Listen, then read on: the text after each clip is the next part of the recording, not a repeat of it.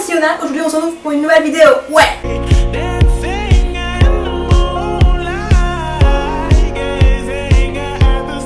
Donc avant tout je pars en Allemagne la semaine prochaine chez ma correspondante allemande et j'aimerais faire une vidéo avec elle mais j'ai pas trop d'idées, donc si vous avez des idées n'hésitez pas à le dire en commentaire et je verrai, voilà.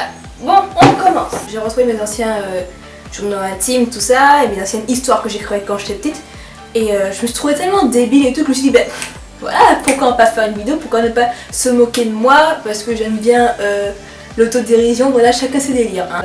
Donc voilà mon journal intime, pas très beau, je vous l'accorde, mais c'est mon deuxième à la base, j'en avais un mais je retrouve plus l'ancien. Donc d'abord on arrive sur une présentation de moi et ma famille. Et oui, moi c'est Yona, je suis née le 21 octobre 1998, je suis en 6ème, donc ça je pense que c'était en 2009, 2010, je sais plus, bref, je sais plus compter. J'ai une sœur Noémie, elle est gentille, parfois un peu embêtante, nerveuse, provoqueuse, oui provoqueuse. Bon bah écoutez, hein, j'étais en 6ème. Mais bon, je l'aime quand même, c'est mignon.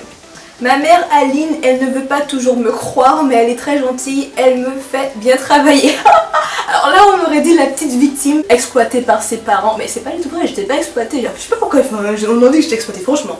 Ensuite bon, mon père il est parfois un peu nerveux, mais il est assez gentil. Bon, on va commencer samedi 19 décembre 2009. Cher journal, je ne sais pas par quoi commencer. C'est la première fois que je tiens mon journal entre mes mains. Je vous évite toutes les fautes que je suis en train de faire parce que c'est horrible. Hein. Aujourd'hui la journée était cool, j'étais un peu malade, mais rien avec un T, ouais, de grave. On a regardé un film sur la Bible, donc waouh, je pense que ça devait être hyper fun. Hein. Ensuite Fanny, ma voisine, nous a aidé à ranger notre chambre, elle disait que j'étais mal organisée. Bon, l'après-midi de 15h à 16h, on a regardé la télé. Fanny était là, on ne s'est pas vraiment amusé. Dimanche 20 décembre 2009, à midi, précision. Chez un journal, ce matin, on est allé à la messe d'Emmaüs au lieu de Saint-Laurent. Le petit kiff, tu vois, on va à une église et pas une autre. Elle était bien, d'accord. On a mangé des lasagnes. Miam. J'ai toujours parlé avec mon ventre, voilà. Ensuite, j'ai joué à l'ordinateur sur Yuda Marina. Ah, je crois que c'est un jeu sur jeux.fr, je sais pas si vous connaissez jeux.fr, mais en tout cas, j'étais accro à ce truc. Noémie, ma soeur, s'énerve, il faut dire qu'elle est énervante par moment. Noémie, si tu lis ça, fais attention à toi. Waouh, oh là là. Bon, 1er mai 2010, mardi. Aujourd'hui, j'ai eu 18,5 en SVT, 18 au test final d'anglais et 18 en maths.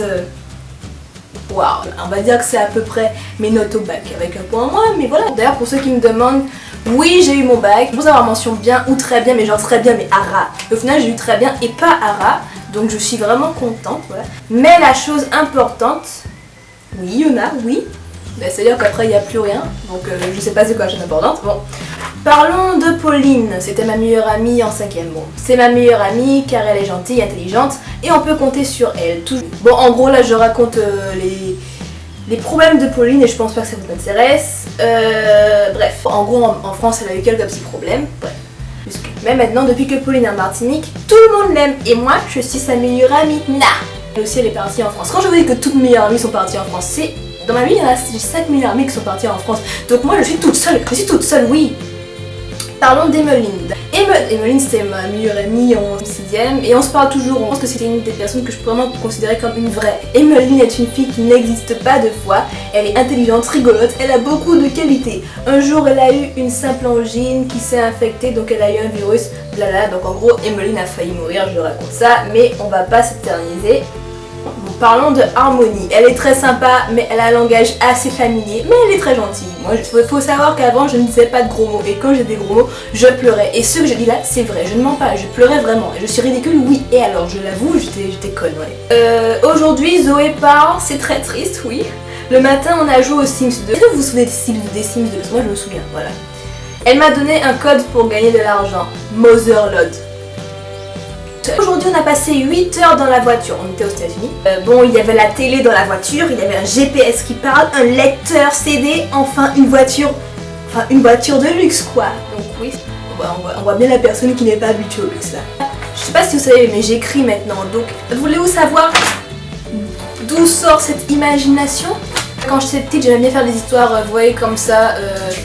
C'est mon prof de CM2 qui m'avait appris à faire ça et j'adore. Bon, le titre c'est L'amour, c'est pas de la magie. Déjà, c'est bien, c'est ok.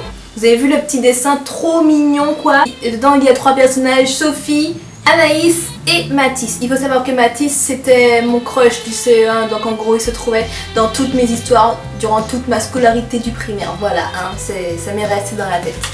Bon, on commence. Un jour, une fille nommée Anaïs jouait avec ses copines.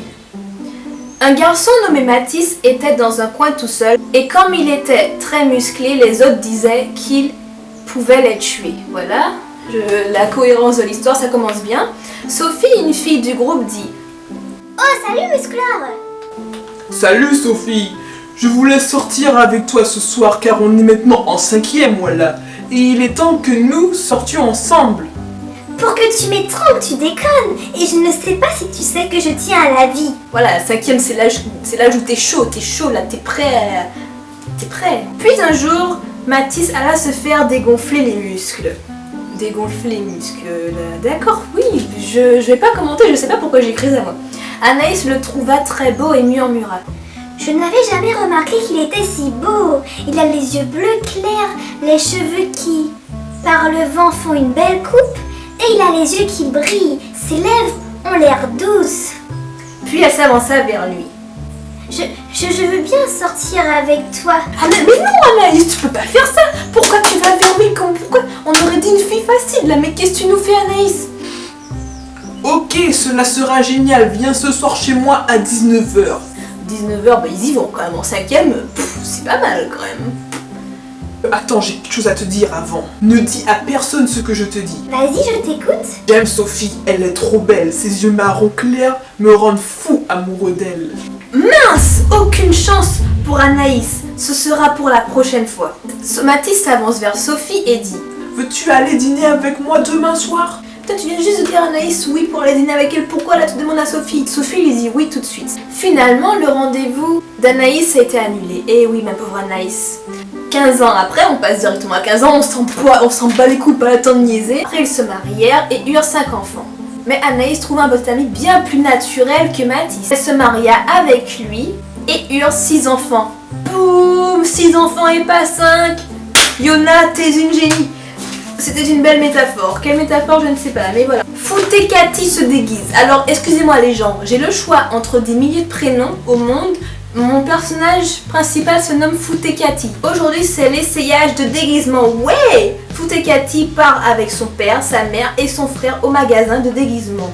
Foutekati essaie un déguisement de princesse, déguisement d'indienne, déguisement de chinoise et déguisement de fleur. Oui, elle le prend. Je sais pas lequel est le plus réussi, mais j'aurais tendance à dire que celui-là est le plus réussi. Oui, oui, oui.